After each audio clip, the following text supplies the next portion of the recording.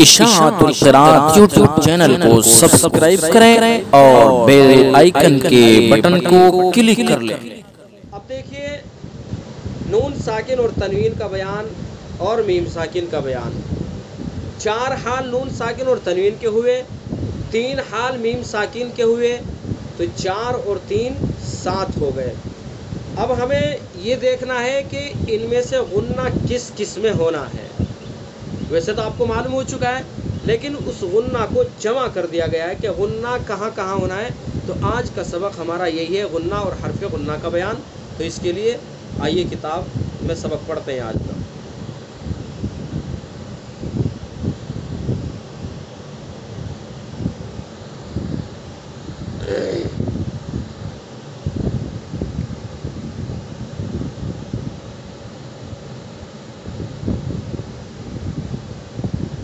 یہ آج کا ہمارا سبق ہے، غنہ اور حرف غنہ کا بیان۔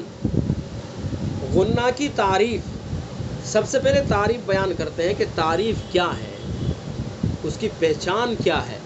تو غنہ کی تعریف، غنہ ایک اچھی سنائی دینے والی گنگنی آواز ہے جو ناک کے بانسے سے نکلتی ہے۔ گنگنی آواز ہے، گنگناتے ہیں اس کو، ایک الف کے برابر گنگناتے ہیں۔ یہ تعریف ہے اس کی، غنہ ایک اچھی سنائی دینے والی گنگنی آواز ہے جو ناک کے بانسے سے نکلتی ہے۔ یعنی جس قاعدے کے اندر غنہ ہوتا ہے، جس لفظ کے اندر غنہ ہوتا ہے، تو وہاں غنہ کریں گے، اس غنہ سے خوبصورتی پیدا ہوگی، آواز کے اندر لحن پیدا ہوگا، خوبصورتی پیدا ہوگی۔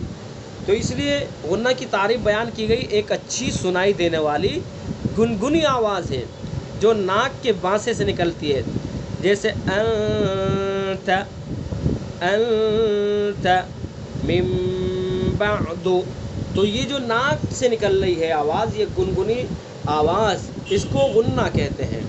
ٹھیک ہے، حرف غنہ کی تعریف، ایک ہوا غنہ، ایک ہوا حرف غنہ، دونوں کو اچھی طرح سے سمجھ لینا ہے، غنہ اور حرف غنہ۔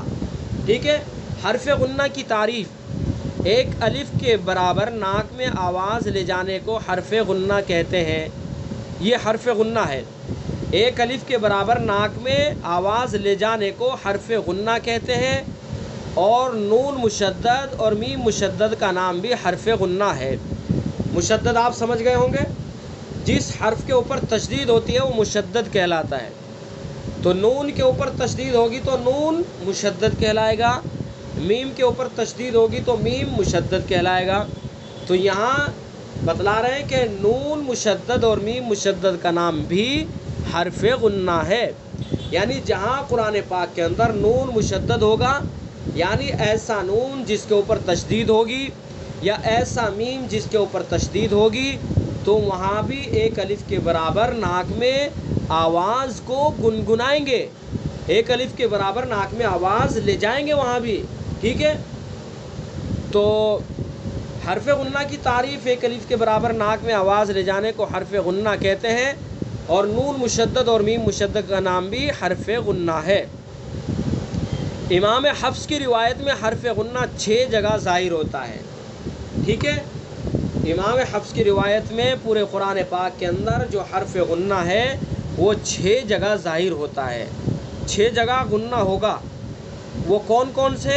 ترتیب سے ان کو بیان کیا گیا ہے۔ نمبر 1، نون مشدد اور میم مشدد میں، جیسے ان، نون مشدد ہے، ایک الف کے برابر ناک میں آواز لے جائیں گے، رکیں گے، ان عم۔ ٹھیک ہے، عمہ میں میم مشدد ہے تو میم یہاں عمہ کے اندر بھی غنہ کریں گے، عم یتساءلون، ان۔ ٹھیک ہے، انا اعطینا، دیکھیے ایک تو ہم نے پڑھا انا اعطینا، غنہ نہیں کیا، تو یہ تجوید کے خلاف ہوگا۔ اس کے اندر جو خوبصورتی پیدا ہونی چاہیے تھی وہ خوبصورتی پیدا نہیں ہو رہی ہے۔ اور جب ایک الف کے برابر ناک میں آواز لے جا کر کے غنہ کریں گے تو خوبصورتی پیدا ہوگی۔ انا اعطینا عم یتساءلون۔ تو نمبر 1، نون مشدد اور میم مشدد میں، جیسے ان عمہ، تو قاعدہ یاد رکھیں، پورے قرآن پاک کے اندر جہاں بھی نون کے اوپر تشدید ہوگی تو وہاں ایک الف کے برابر ناک میں آواز لے جائیں گے، ٹھیک ہے؟ اور اسی طرح سے پورے قرآن پاک میں جہاں میم کے اوپر تشدید ہوگی وہاں بھی غنہ ہوگا، ٹھیک ہے؟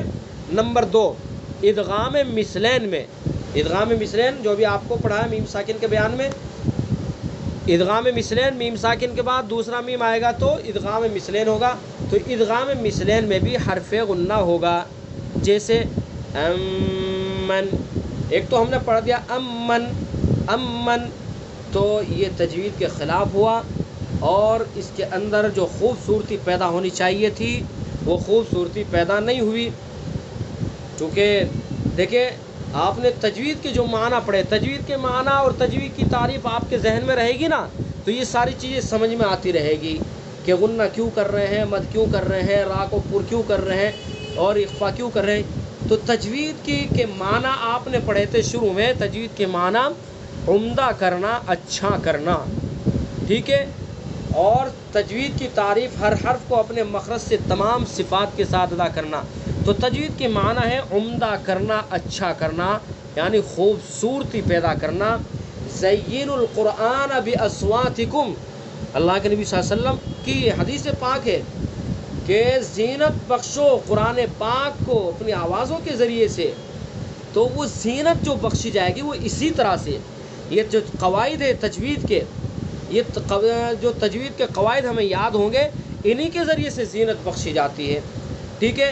تو ایک تو ہوا امن، ادغام مثلین میں ہم نے پڑھا جلدی میں امن خلق السماوات، تو خوبصورتی پیدا نہیں، چونکہ ہم نے تجوید کے خلاف پڑھا ہے، یہاں غنہ نہیں کیا۔ اور ایک ہم نے پڑھا امن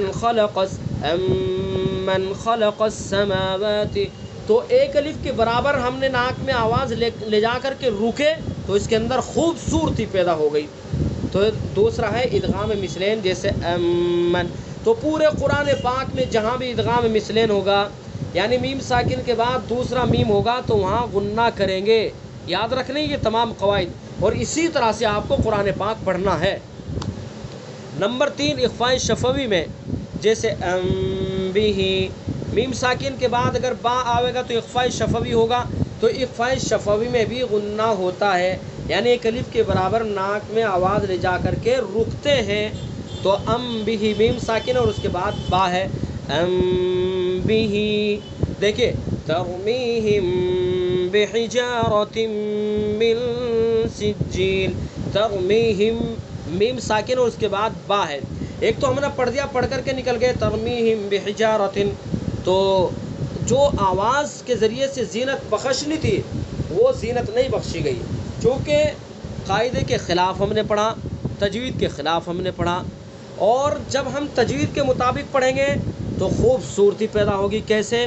ترمیہم بحجارۃ من سجیل، تو قواعد جو ہے تجوید کے، تجوید کا مقصد یہ ہے تاکہ قرآن پاک کے اندر خوبصورتی پیدا کی جائے، عمدگی پیدا کی جائے، اس لیے سب سے پہلا لفظ آپ نے تجوید اصول تجوید حصہ اول کا کھولتے ہی پڑھا، تجوید کے معنی عمدہ کرنا، اچھا کرنا، ٹھیک ہے؟ تو نمبر 3، اخفاء شفوی میں، اخفاء شفوی میں غنہ ہوگا، جیسے بھی۔ نمبر 4، ادغام ناقص میں، ادغام کی 2 قسمیں تھی، ادغام تام، ادغام ناقص، تو ادغام تام میں تو غنہ نہیں ہوگا، ان 2 قسموں میں سے ادغام ناقص میں غنہ ہوگا، ٹھیک ہے؟ نون ساکن اور تنوین کے بعد اگر یا واو میم نون میں سے کوئی حرف آئے گا تو ادغام ناقص ہوگا، اور ادغام ناقص میں غنہ ہوگا، کیسے؟ جیسے من یعمل خیرا یرہ، دیکھیں وہی بات اگر ہم نے پڑھ دیا جلدی سے من یعمل خیرا یرہ تو خوبصورتی پیدا نہیں ہوئی، خوبصورتی پیدا کرنے کے لیے تجوید کے مطابق پڑھنا ہے، فمن یعمل مثقال، فمن یعمل، ایک الف کے برابر ناک میں آواز کو گنگنائیں گے، فمن یعمل مثقال ذرۃ خیرا یرہ، ٹھیک ہے؟ تو 4 ادغام ناقص، جیسے من یعمل خیرا یرہ۔ نمبر 5، جی کچھ کہہ رہے ہیں کیا؟ سنیے توجہ سے، پتہ نہیں لگ رہا کیا کہہ رہے ہیں آپ۔ نمبر 5 قلب. قلب میں جیسے من بعد نون ساکن اور تنوین کے حالوں میں سے ایک حال ہے تیسرا قلب. تو قلب کا قاعدہ ہوا نون ساکن اور تنوین کے بعد با آئے گا تو قلب ہوگا. تو قلب کے اندر بھی غنہ کریں گے. ٹھیک ہے. جیسے من بعد قلب کا قاعدہ ہے نون ساکن اور تنوین کے بعد با آئے گا تو قلب ہوگا. جیسے یہاں من بعد نون ساکن اور اس کے بعد با ہے تو اس میں بھی غنہ کریں گے. من بعد صم بکم سم میں بھی غنہ ہوگا چونکہ میم مشدد ہے اور میم کے اوپر تنوین ہے. تنوین کے بعد با ہے تو قلب ہوگا. تو میم کے اندر بھی غنہ ہوگا اور تنوین کے اندر بھی غنہ ہوگا. کس طرح سے؟ صم بکم. ٹھیک ہے. نمبر 5 قلب. نمبر 6 اخفاء حقیقی میں جیسے ان کنتم قوما ظلموا. یہ اخفاء حقیقی نون ساکن اور تنوین کے بعد حروف حلقی یرملون با کے علاوہ کوئی حرف آئے گا تو اخفاء ہوگا اور اس اخفاء کو اخفاء حقیقی کہتے ہیں. تو اخفاء حقیقی کے اندر بھی غنہ ہوگا. بھائی کون بول رہے؟ مائک بند کر دے, سنیں توجہ سے. اخفاء حقیقی میں جیسے ان کنتم قوما ظلموا غنہ کی مقدار 1 الف ہے. تو یہ ہے جو امام حفص کی روایت میں غنہ کہاں کہاں ہوتا ہے وہ 6 جگہ بیان کر دی گئی ہے. وہ 6 جگہ آپ کے سامنے ہے. تو لہذا ان تمام 6 جگہوں میں جہاں بھی یہ الفاظ آئیں یہ جملے آئیں ان قاعدوں کے مطابق وہاں غنہ کرنا ہے اور غنہ کی مقدار 1 الف ہے. غنہ کس کو کہتے ہیں وہ آپ کو سمجھا دیا گیا. نیچے بھی پڑھ لیے نیچے والی لائن. غنہ اور حرف غنہ میں فرق. غنہ اور حرف غنہ میں فرق کیا ہے؟ غنہ نون اور میم کی صفت لازمہ ہے جو نون اور میم میں ہر حال میں پائی جاتی ہے چاہے نون اور میم متحرک ہوں یا ساکن مظہرہ. غنہ یہ کہتے ہیں نون اور میم کی صفت لازمہ ہے چونکہ نون کا اور میم کا تعلق ہی ناک سے ہے. تو چاہے نون میم ساکن ہو چاہے متحرک ہو چاہے ان کے اندر اظہار ہو رہا ہو چاہے اخفا ہو رہا ہو تو ان کے اندر ہر حال میں نون اور میم کے اندر ناک کے اندر آواز جا ہی جائے گی. ٹھیک ہے. تو اس لیے غنہ تو اس کو کہتے ہیں کہ جس میں ہر حال میں ناک میں آواز جائے اور وہ بتلا دی کہ نون اور میم کی صفت لازمہ ہے جو نون اور میم میں ہر حال میں پائی جاتی ہے چاہے نون اور میم متحرک ہو یا ساکن مظہرہ. ساکن مظہرہ یعنی جس کے اندر اظہار کیا گیا ہو. اور حرف غنہ وہ ہے جو اوپر بیان کی ہوئی 6 حالتوں میں 1 الف کے مقدر پیدا ہوتا ہے. حرف غنہ وہ ہے جو ابھی 6 حالتیں اوپر آپ کو بتائی گئی ہے. تو یہ ہے آج کا سبق. اس آج کے سبق کو یاد کر لیں اور یہاں پر میم ساکن کا بیان بھی مکمل ہو چکا ہے. لہذا آپ کو توجہ کے ساتھ یہ قواعد پڑھنے ہیں یاد کرنے ہیں. اور میں پھر آپ سے گزارش کر رہا ہوں کہ جب آپ قرآن پاک پڑھیں تو جو قواعد آپ نے پڑھ لی ہیں ان کے مطابق پڑھیں. نون ساکن اور تنوین کا بیان پورا آپ پڑھ چکے ہیں. آپ کو اب یہ بھی معلوم ہو چکا ہے کہ کہاں میں غنہ کرنا ہے کہاں نہیں کرنا ہے اور غنہ کس کو کہتے ہیں وہ بھی آپ کو معلوم ہو چکا ہے. غنے کی مقدار کیا ہے وہ بھی آپ کو معلوم ہو چکا ہے. لہذا قرآن پاک کو ان اصول و ضوابط کے مطابق ہی پڑھیں. اب اس کے بعد جو بیان شروع ہوگا وہ مد کا بیان شروع ہوگا. تو مد کا بیان کو شروع کرنے سے پہلے نون ساکن اور تنوین اور میم ساکن کے بیان کو اچھی طرح سے آپ یاد کر لیں. اگلی کلاس کے اندر کچھ قرآن پاک کے اندر سے میں آپ سے قواعد معلوم کروں گا نون ساکن تنوین کے اور میم ساکن کے اور اس کے بعد انشاءاللہ پھر مد کا بیان شروع کر لیں گے. تو ایک صورت کی مشق کرانی تھی لیکن چونکہ اب وقت ہو چکا ہے انشاءاللہ پھر کر لیں گے ایک صورت کی مشق. ٹھیک ہے. تو بس آج کا سبق یہیں تک. اس کو اچھی طرح سے یاد کر لیں اور جو سمجھ میں نہ آئے اس کو معلوم کر لینا. اشاعت القراءت یوٹیوب چینل کو سبسکرائب کریں اور بیل آئیکن کے بٹن کو کلک کر لیں.